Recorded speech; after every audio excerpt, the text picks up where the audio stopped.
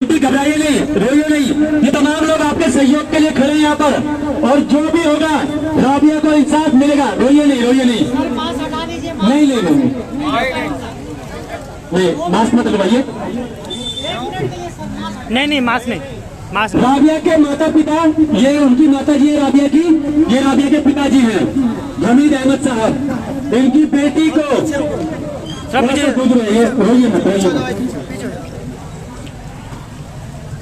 एक रोजाना की तरह राबिया अपने दफ्तर के लिए निकलती है, बीसीडी में जॉब करती है, दिल्ली बीसीडी में।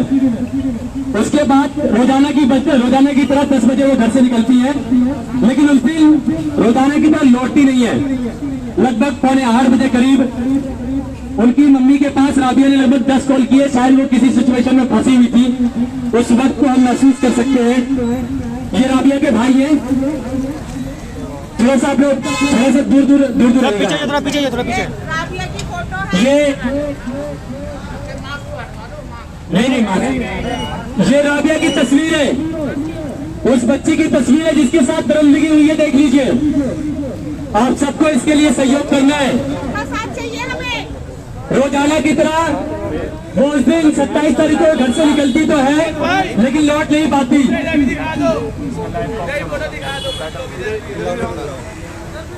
ये राबिया की फोटो मेरे हाथ में।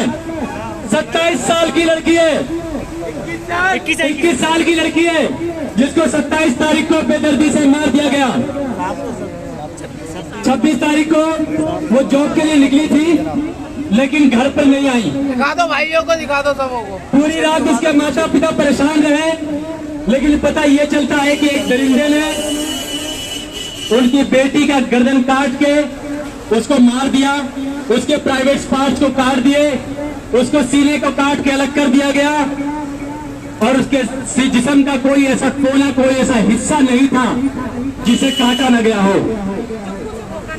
पूरे चक्कू से उसके शरीर पर चक्कू के निशान थे, चारों तरफ चक्कू चले हुए। उसके गाल को, उसके नाक को, उसकी गर्दन को बिल्कुल काट काट के छितर बितर कर दिया गया उसकी बॉडी को। एक व्यक्ति जो हिरासत में तो है, लेकिन उसके साथ कुछ और लोग भी हैं। एक बड़ी साजिश के तहत राबिया को मारा गया है। आप सभी से गुजारिश है कि राबिया के माता पिता को इंसाफ दिलाने के लिए सहयोग करें।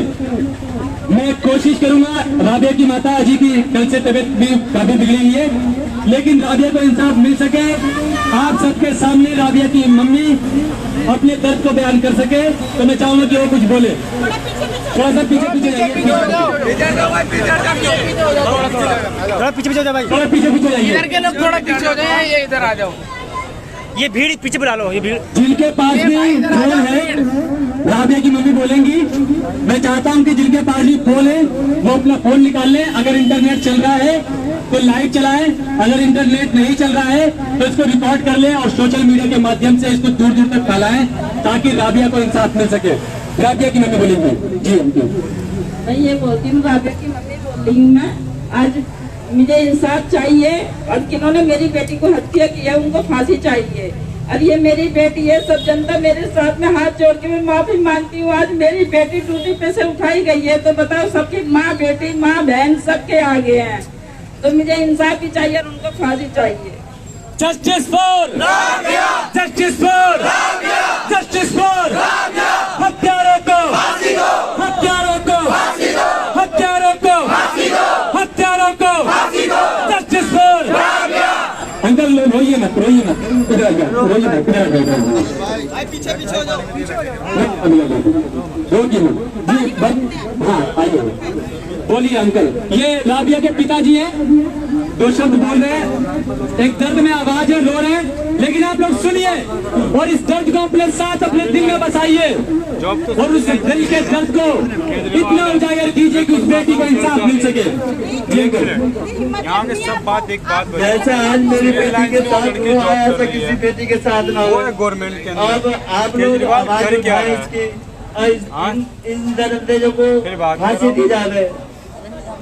सिविल आंटी चुप हो जाइए। ये देखिए, ये जितने लोग यहाँ खड़े हैं ना, सब लोग इंसाफ करेंगे। डीटीसी के बस अन्याय चाहिए, सिविल लाइन इंसाफ चाहिए, अदरवाइज कहीं भी हो, अन्याय चाहिए। अदरवाइज उसके बाद केजरीवाल या गवर्नमेंट कर क्या रही है। गाँव के लोग हैं, मेन मुद्दा वो बहुत तो सीधे लेके साधे आना लोग हैं, सिविल लाइंस पे है। अल्फाजों का भी पता नहीं है, लेकिन आप एक बेटी फिर का उसकी दर्द इंसाफ समझिए। की बात होती एक है। पिता सोचिए उसके सीने पर क्या क्या सब गुजर रहा होगा कि 21 साल की बेटी डीसीडीबी को ज्वाइन करती है, 4 महीने होते हैं, और बिल्कुल पिताजी इनके रात में कह रहे थे कि जब वो आती थी तो मुझे ऐसा लगता था कि मेरा शेर आ गया। कहती थी कि बेटी पापा घबराना मत, नाम रोशन करूंगी, ऑफिसर बनूंगी, देश का नाम रोशन करूंगी। सुनिए, इन्हीं का तो दर्द भरी जो आवाज जो जो बात कहती थी ना, वो बात बताइए। इनसे नहीं बोला जाएगा। उससे कहते हैं तो बेटा घबराइए मत, मैं भी एक तुम्हारे बेटे से ज्यादा बेटा बनकर एक्टिव है, और मैं नाम रोशन करूंगी। कि आज छोटी सी नौकरी कर रही हूँ, बड़ी नौकरी करूंगी, मैं आपका रोशन करूंगी ना। मुझे इस तरीके से मुझे शाबाशी देती थी तो मेरा दिल शेर होता था।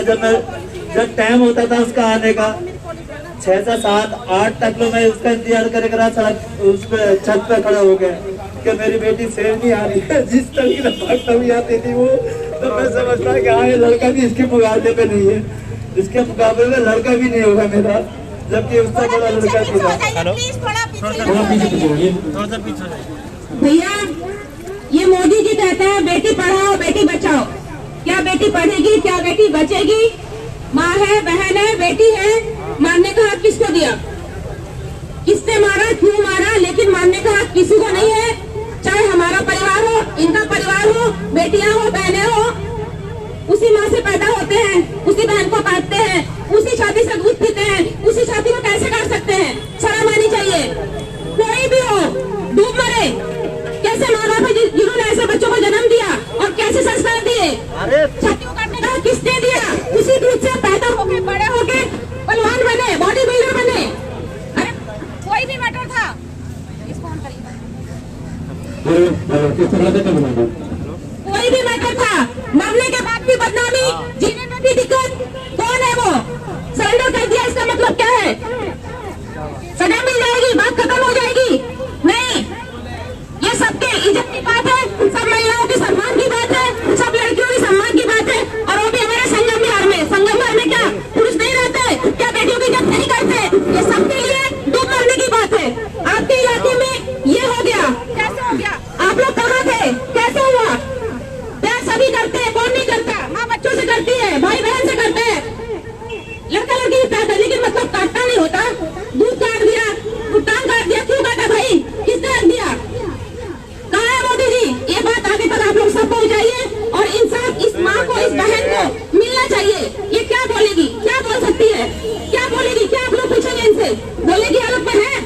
इनका तमाशा हो रहा है, और तमाशा बनता रहेगा, मजा लेते रहेंगे। लेकिन नहीं, मजा उनको दीजिए जिन्होंने कर्म किया है, उनके पूरे परिवार को, जो भी इसमें शामिल है। ये संगम बिहार की इज्जत की बात है। ये संगम बिहारी नहीं, पूरे देश की बात है, एक बेटी की इज्जत की बात है। और तमाशा नहीं, हम तब तक लड़ेंगे और उस हद तक पहुंचेंगे जब तक उसको सजा नहीं मिल जाती। मैं आपको एक बात बताना चाहूंगा, ये मोनूस भाई है जो लड़की के भाई है, इन्होंने एक पोस्ट डाली थी जिसको शेयर किया था इमामुद्दीन भाई ने, और तब जाके ये बात मार्केट में फैली।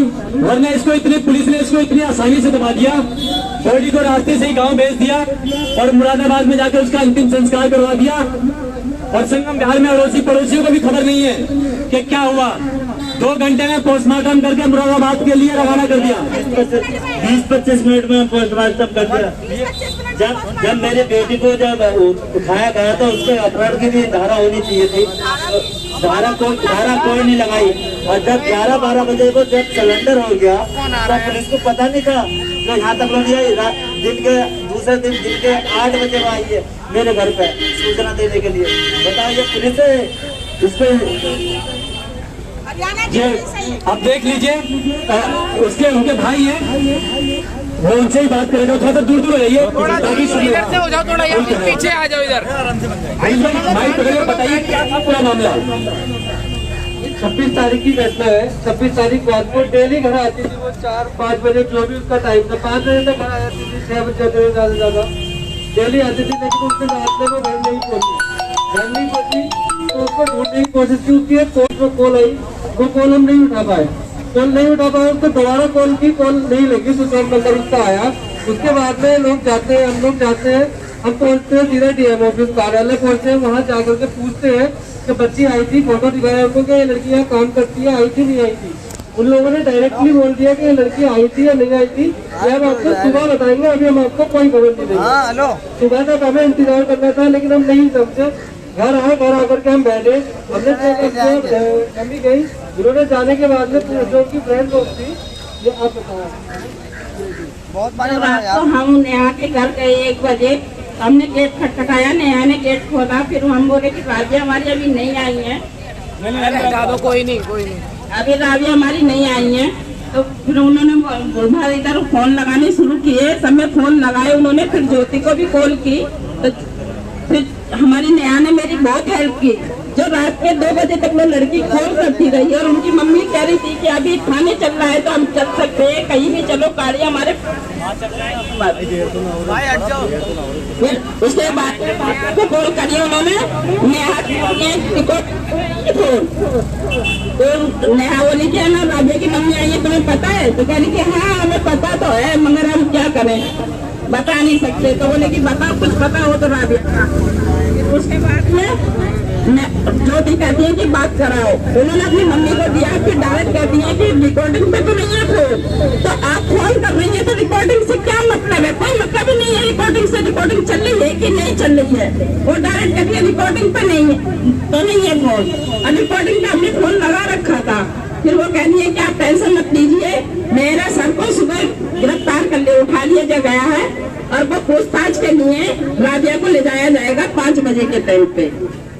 और आप टेंशन मत लीजिए, सेव है आपकी बेटी, कहाँ भी है। फिर 2 मिनट के लिए होल्ड पे वो फोन रख देती है, तो पता नहीं किससे बात करने लगती है। फिर उसके बाद में कहती है आंटी आप घर जाइए, आप घबराइए नहीं, और आपकी बेटी कहाँ भी है, सेव है। और निजामुद्दीन उनके साथ में ले जाकर हमने कहा कि कोई नंबर हो तो व्हाट्सअप करो, हम बेटा बहुत परेशान है। करें नहीं घबराइए मत, आप आराम से जाइए घर पे, और सुबह तक ये किसी भी टाइम पे रात में आ जाएंगे। बताओ, तो हम ये चाहते हैं कि हमें इंसाफ चाहिए और उन लोगों को फांसी चाहिए। थोड़ा सा गैप बना लीजिए आंटी, आप थोड़ा सा आगे आइए, ये थोड़ा सा दूर जाइए। लड़की के ऊपर भी पुलिस ने अजीब से FIR में चीजें लिख दी है। आंटी है, पड़ोसी है उनकी, मैं सुनवाता हूँ उस बच्ची के बारे में। बताइए आंटी, जब आप बेटी से यार, पुलिस तो ही मोदी की चमची, वो तो FIR वैसे भी उल्टे लिखेगी। पुलिस तो मोदी के वैसे भी चमचे केंद्र की है। इन लोगों को 15-16 साल से जानती हूँ, हमारी गली में यहाँ पर, और बड़ी मेहनत से अपने बच्चों को पाल पोस के इन्होंने पढ़ाया लिखाया। शासन ही गलत है यहाँ के ऊपर जो आरोप लगाया है कि उसने शादी कर रखी थी या उसने निकाह कर रखा था, बहुत गलत बात है। वो लड़की सुबह इसकी मम्मी जाती थी और पूरा हिजाब ओढ़ के वो लड़की जाती थी, और इसकी मम्मी यहाँ तक छोड़ के आती थी। तो कहने का यही मतलब है, लड़की शरीफ थी केस को दबाने के लिए, केस को मिटाने के लिए, और उसमें कोई उंगली न उठा, इससे रफा दफा करा गया इसके केस के साथ, छेड़खानी करी गई है। 25 मिनट में किसका पोस्टमार्टम होता है? एक नॉर्मल एक्सीडेंट होता है ना, उसके लिए भी 2 घंटे लग जाते हैं या पूरा दिन लग जाता है पोस्टमार्टम के लिए, और उन्हें 25 मिनट में बॉडी हैंड ओवर कर दी।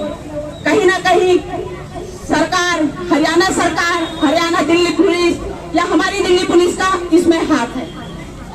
मैं तो यही कहना चाहूंगी, आप लोग सब मिलकर सहयोग करें, ज्यादा से ज्यादा ये भेजें, ये शेयर करें, और इंसाफ के लिए आप लोग हमारे साथ हो के नहीं हो? साथ दोगे हमारा लास्ट टाइम तक? हमारी बेटी है या आपकी? हमारी सबकी, पूरे देश की। हम नहीं चाहते और बच्चों के साथ जो हुआ है इस बच्ची के साथ हो। अभी तक खबरों में सुना था और आज ये मेरी गली में हो गया। हम ये चीज बर्दाश्त नहीं करेंगे और लास्ट टाइम तक लड़ेंगे, CBI जांच मांगेंगे। यही कहना चाहूंगी मैं, आप लोगों का साथ चाहिए।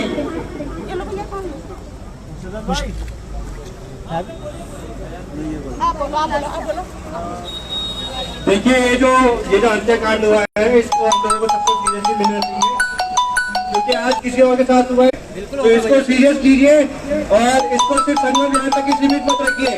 इसको पूरी दिल्ली, जो बड़े बड़े राजनेता जिम्मेदार है, पावरफुल लोग हैं, आप इसको उन तक पहुँचाओ, उनके कानों तक पहुँचाओ और इसके लिए डिमांड करो कि इसके लिए कोई एक अच्छा कानून बने, कड़ी से कड़ी सजा देने वाला, जिसमें रेपिस्ट को, हत्याकांड करने वालों को जल्दी से जल्दी उठाया जाए।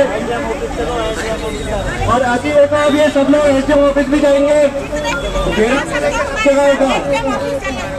मैडम आप बोलो। जितने से जितने आप लोग चल सकते हो हमारे साथ एसडीएम ऑफिस अमर कॉलोनी पहुँचे, वहाँ पर बुलाया गया है। अगर माँ बापा को लेके जाएंगे, ये 10-15 लोगों को लेके जाएंगे, 10-15 लोग भी जाएंगे तो केस को खत्म किया जाएगा। ज्यादा से ज्यादा लोग एसडीएम ऑफिस अमर कॉलोनी पहुँचे। आप लोग चलेंगे हमारे साथ? हाँ जी चलेंगे। चलेंगे हमारे साथ? हाँ चलेंगे। चलो फिर।